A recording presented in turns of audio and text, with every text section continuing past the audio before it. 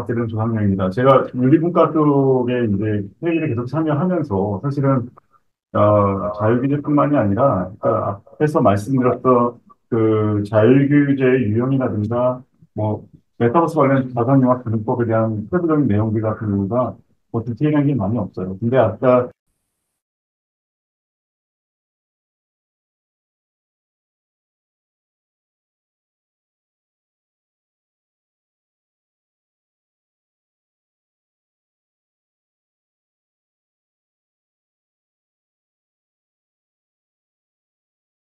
그랬을 때 지금 선제적 규제 혁신에서 30가지에 대한 부분들을 잡았거든요.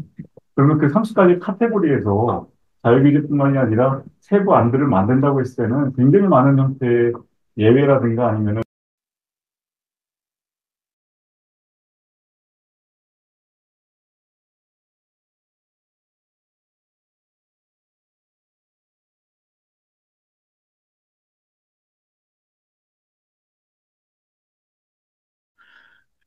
예.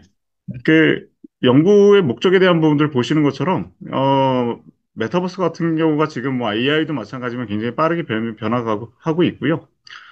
선제 규제 혁신 방안이 2023년도 3월 달에 30개의 카테고리 형태로 해서 발표가 됐는데 그러면 이런 부분들이 실제 앞에서 지금 계속 고민하시는 게 산업계 쪽에서 잘 쓰고 있는지, 그러니까 실용적으로 쓰고 있는 건지, 그 다음에 수용성이라고 저희가 좀 용어를 붙였는데, 실제적으로 그거를 받아서 그거를 적용할 수 있는 형태가 되는지, 그것도 대기업도 있고 중소기업도 있는데, 그런 카테고리에서 이런 부분들이 실제적으로 효과성이 있을지에 대한 부분들을 고민했고요. 이 사실 좀 한계성이 있는 게, 요즘에 뭐 아시다시피 설문조사 하려면 IRB를 다 해야 됩니다. 그래서 가능하면 사실 업체 인터뷰를 하고 싶었었는데 그 부분들은 진행을 못했는데 아마 향후 다음 연구에서 다른 분들이 좀 더 이런 부분들을 또 특히 협회의 같은 데서 산업계 인터뷰를 통해 가지고 이런 수용성이라든가 실행성에 대한 부분들을 한 번 더 체크를 해주시면은 제가 보기엔 굉장히 좋은 데이터가 나올 것 같습니다. 그래서 생각했을 때 이런 정책과제 유형이라든가 자율규제 설계 방식에 대한 부분들이 어떤 식으로 구성되어 있는지 아까도 자율규제 유형이라든가 이런 부분들이 굉장히 다양하게 나올 수 있는 부분들인데 그런 부분들이 아직까지 명확하게 돼 있는 부분들이 많지 않아서 그런 부분들에 대한 부분들을 좀 조사를 해봤고요. 그 다음에 규제 수용성이라든가 실행 가능성에 대한 부분들이 사실은 단일한 형태로 사실 존재하는 게 아니라 굉장히 복잡하게 연계가 돼 있더라고요. 그래서 그런 부분들을 한번 어떻게 하면은 어, 이런 부분들이 산업계라든가 적용할 때 좀 더 효과적일까에 대한 부분을 고민해 봤습니다. 그래서 보시면은 뭐 연결, 수용성, 실행성에 대한 부분들, 비교 분석에 대한 부분들을 했고요. 과제 유형이라든가 설계 방식에 대한 부분들은 뒤에서 설명을 좀 드리도록 하겠습니다. 요 그림이 제가 그린 게 아니라 실제 어, 박희정 정부에서 지난번 2023년도 3월 달에 선제적 규제 혁신 방안으로 제시를 한 겁니다. 그래서 제가 지금 연구를 할 때 두 가지로 나눠봤는데요. 첫 번째가 번분야 공통과제 형태에 대한 부분하고 두 번째가 특정 분야 과제로 해서 나눠놨습니다. 여러분들이 이제 제일 잘 아시는 분야가 이제 뭐 국방이라든가 이런 부분들은 특정 분야 과제 안에 다 포함이 될 테고요. 번분야 공통과제 같은 경우에는 지금 말씀하셨던 규제 형태에 대한 부분들, 그러니까 정부하고 같이 할 수 있는 형태에 대한 부분들이 이쪽 공통과제 쪽에 포함이 되어 있습니다. 그리고 선제적 규제 혁신에서 뭐 이런 부분들이 단계적으로 1단계, 2단계, 3단계 형태로 해가지고 진행되는 요 장표가 실제 2020년도 3월 달에 규제 혁신에 대한 부분으로 방안으로 나온 것이고요. 어, 그 다음에 사실 연구가 없어요. 이 형태의 큰 틀은 지금 발표가 됐는데, 그 다음에 이거를 아까 말씀하신 것처럼 산업 분야가 굉장히 다양하고, 그 다음에 이런 형태의 이제 규제 같은 경우, 자율규제라든가 이런 게 성공을 하기 위해서는 정부와 산업계가 같이 협업이 되는 형태가 필요한데, 그거에 대한 이제 그 다음에 이제 내용들이 도출되지 않았기 때문에 그런 부분들을 한번 연구를 해봤습니다. 범분야 공통 적용 과제를 보시면은 산업 활성화 기반 조성하고요. 그 다음에 개인정보 보호, 그 다음에 생태계 조성, 그 다음에 사회적 수용과 이용자 보호 이렇게 되게 많습니다. 이 중에서 지금 이번에 보시면은 메타버스 분야 자율규제 체계 마련 및 이행에 대한 부분도 있고요. 임시기준 관련된 부분들도 있고, 그 다음에 뭐 그 외에 여러 가지들이 있습니다. 요 부분들이 실질적으로 총 15가지가 범분야 공통 적용 과제 형태로 해가지고 지금 정부에서 제시했던 부분들이고요. 그 다음에 특정 분야 적용 과제가 지금 카테고리별로 보시면은 공공 분야 쪽도 있습니다. 거기 뭐 VR, AR 관련된 것도 있고 제가 전체 사례를 다 예시로 연구를 할 수는 없어서 총 네가지로 잡았는데요. 특정 분야에서는 VR, AR, 그다음에 NFT 관련된 형태. 지금은 이제 가이드라인이 나왔습니다. 근데 그전에는 이런 가이드라인이라든가 이런 부분들이 없었기 때문에 여기서 이제 두 가지 형태에 대한 부분들을 잡았고요. 그 외에도 보시면은 아까 말씀하셨던 것처럼 게임하고 메타버스에 대한 그 이슈라든가 굉장히 많은 이슈들이 있는데 이런 부분들이 이제 2023년도에 규제 혁신 방안에 대한 형태가 나오고 난 다음에 그 다음에 세부적으로 이제 연구라든가 아니면은 그거에 대한 세부안들이 아직 안 나오고 있는 부분들입니다. 그래서 이런 부분들이 하나씩 좀 계속적으로 도출이 됐으면 하는 바람입니다. 그래서 아까 앞에서 이제 범분야 공통과제하고 특정 분야를 말씀드렸는데 거기 보시면은 산업계 수용성에 대한 부분들이 실제적으로 범분야 공통과제 쪽이 사실 높을 것이다. 그거는 뭐 그 민간한테 맡기는 형태가 아니라 정부가 일부 주도하는 형태가 많기 때문에 당연히 이제 그런 부분들이 좀 높을 거다라고 생각을 해서 그러면 과연 그게 맞을까라는 형태로서 가설을 첫 번째 잡았고요. 두 번째 이제 위임형 자율지침 같은 경우에 다른 자율규제 설계 방식에 비해서 실행 가능성이 이제 높을 것이다. 이 부분도 뒤에서 하나씩 설명을 드리도록 하겠습니다. 그래서 총 네 가지에 대한 부분들을 가설로 잡고서 이제 하나씩 연구를 시작을 했고요. 이 형태가 이제 저희가 잡은 형태들입니다. 그러니까 실제적으로 가장 저도 이제 기업을 하는 측면에서 보면은 앞에서 만든 그러한 이제 총 30가지 정부에서 규제 혁신안에 대한 부분들을 딱 내밀고 그거에 대한 자율규제 형태가 그러면 어떤 거냐라고 봤을 때 아까 유형에 대한 부분들이 이거는 제가 기존에 있던 연구 형태라든가 봤을 때 한 네 가지 정도로 정리가 되더라고요. 그래서 그게 위임형 자율지침, 가이드라인형 권고안, 자율인증형 제도, 사례 중심형, 민간 참여형 이렇게 돼 있는 형태를 설계 방식으로 일단 잡고요. 밑에서 보시면은 산업계의 수용성에서 여기 밑에 보시면 정책 수용 의지라든가 민간 참여 가능성이라든가 신뢰도, 그다음에 실행 가능성에서는 기술적 충족 여부라든가 제도적인 용이성, 실행 주체 명확성 이런 형태를 가지고서 과연 그 이런 부분들을 만약에 자율규제라든가 어떤 유형들이 나왔을 때 기업에서 이거를 수용하고 실행할 수 있을까에 대한 판단할 수 있는 근거로 삼았습니다. 그래서 앞에서 말씀드린 대로 과제 수용성과 실행 가능성에 대한 부분들을 봤던 형태랑 그 다음에 자율인증 조건부 효과에 대한 부분들, 그 다음에 어, 그 조합에 대한 부분들, 그 과제 유형과 그 자율규제 설계 방식에 따른 조합에 따라서 복합적으로 영향을 미칠 것이다라는 형태에 대한 부분들을 네 가지를 가지고서 가설을 잡았고요. 그러니까 초반에 사실은 제가 생각했을 때 되게 단순할 줄 알았어요, 사실은. 그러니까 이런 정도만 하면은 뭔가 산업계 수용성이라도 실행 가능성이 되지 않을까라는 생각을 했는데 자료를 조사하다 보니까 점점 복잡해지더라고요. 그러다가 나중에 보니까 이런 형태처럼 실제적으로 기업이 이런 자율규제에 대한 부분이라든가 이런 거를 수용을 하고 그 다음에 실행하기 위해서는 굉장히 많은 형태의 연관관계에 대한 부분들이 그리고 그런 각 그 특정 분야별 이런 형태의 그 지침이라든가 그다음에 공관이라든가 그다음에 참여 방식에 대한 부분들이 굉장히 다양하게 존재하구나라는 거를 알게 되었습니다.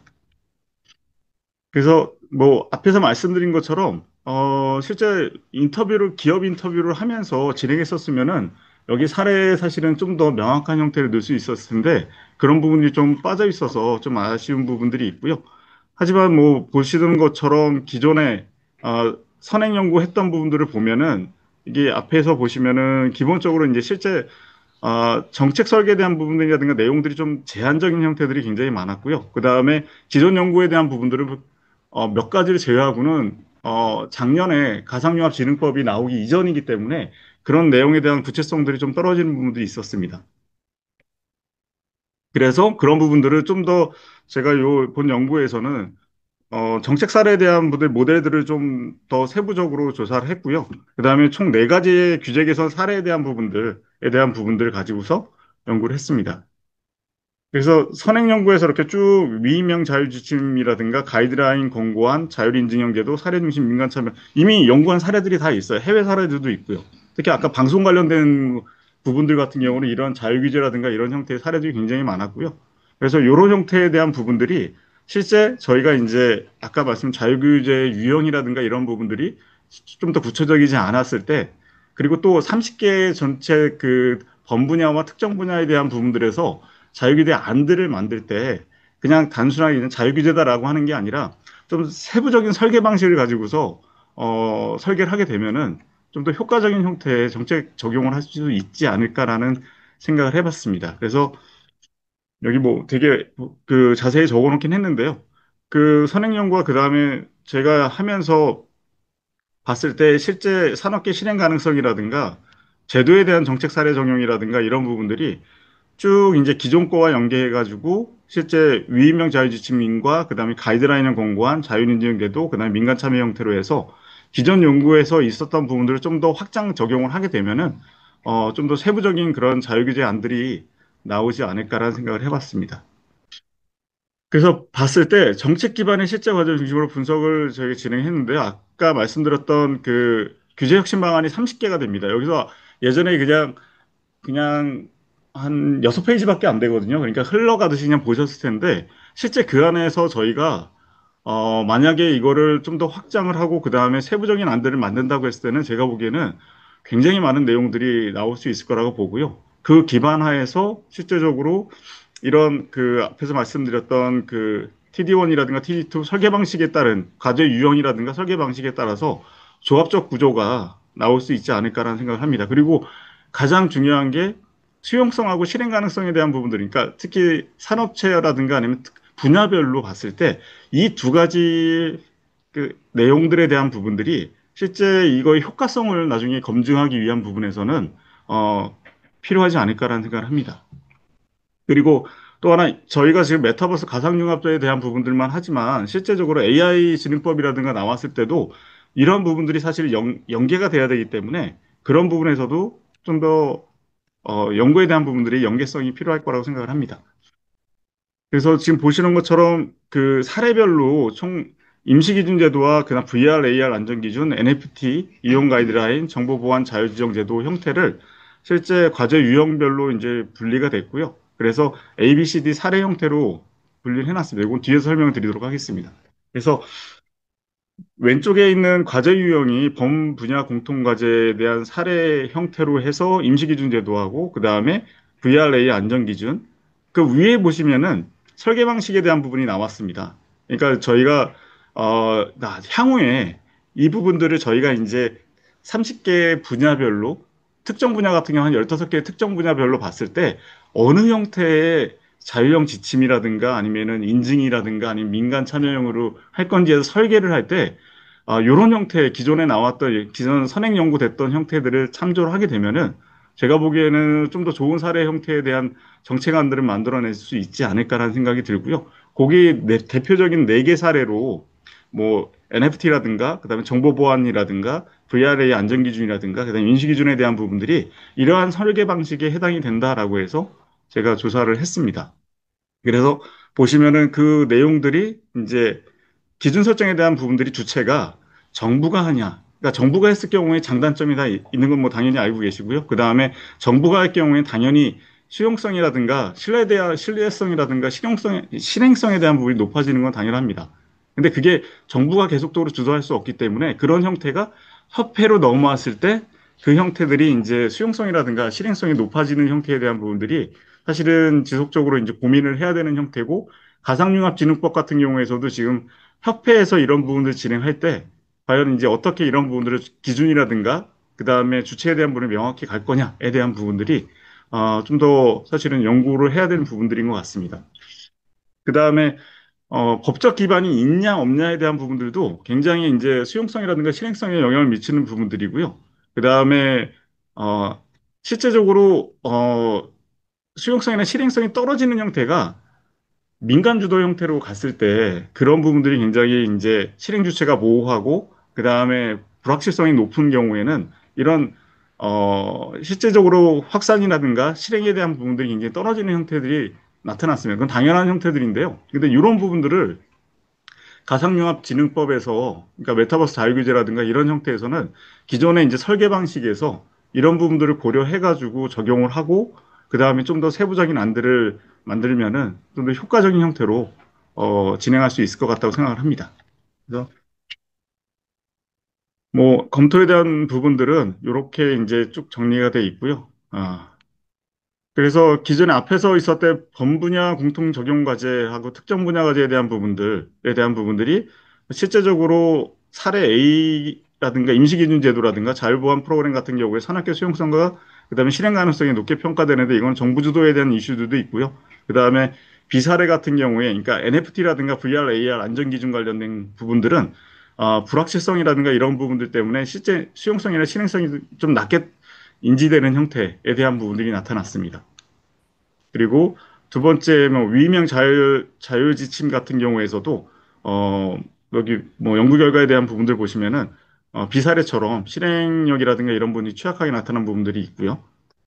그다음에 세 번째도 자율보안 프로그램이라든가 인증 구조가 명확하고 실무적이 가능할 경우에 실행성이 높게 나타나고 다만 인증기관 신뢰도라든가 운영 부담이 큰 경우에는 수용성이 제한되는 형태로 연구가 되고 있습니다.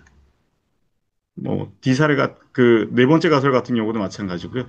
그래서 요거는 제가 사실은 딱 맞다고는 할 수는 없는데 제가 정리를 하다 보니까 그러니까 실제적으로 뒤에 이제 그림이 있습니다. 그래서 민간협회에서 진행하는 부분들, 그 다음에 정부가 연계가 돼서 산업계 이행에 대한 부분들이 실제적으로 범분야 공통과제 같은 경우에는 사실은 수용성, 실행성이 높게 나타나는 형태가 이런 플로어에 대한 부분들이라고 보여지고요. 그 다음에 특정 분야 같은 경우에는 약간 아까 VR, AR 케이스처럼 실제적으로 강제성이라든가 이런 부분이 없을 경우에 실제 해석의 자유라든가 적용의 자유 때문에 이런 수용성, 실행성이 떨어지는 그래서 결론적으로는 이런 그림이 나오게 됩니다. 그래서 D 사례 같은 경우가 사실 오른쪽으로 좀 치우쳐 있거든요. 그게 왜 그러냐면은 완전히 이제 수용성이 떨어지는 게 아니라 실제 사례 A 수용성 상 정도로 약간 오른쪽으로 가 있으면서 그 다음에 실행 가능성에 대한 부분들이 높은. 그래서 여기서 보시면은 위임형 본분야에 대한 부분들이 A 케이스 사례 같은 경우가 가장 높은.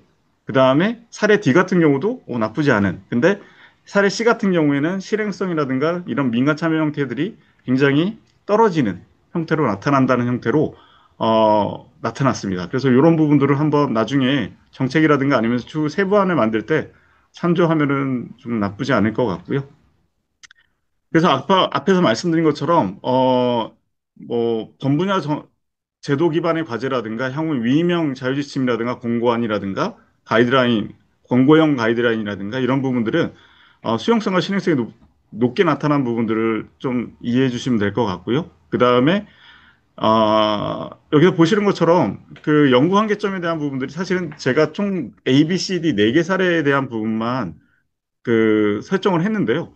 총 그 특정 분야 같은 경우 15개 사례가 있습니다. 근데 그게 제가 보기에는 하나하나가 굉장히 중요한 카테고리이기 때문에 그 부분들을 비교를 하고 그다음에 거기에 대한 후속적인 연구가 될 경우에는 굉장히 좋은 데이터로 나타날 수 있을 거라고 생각을 합니다.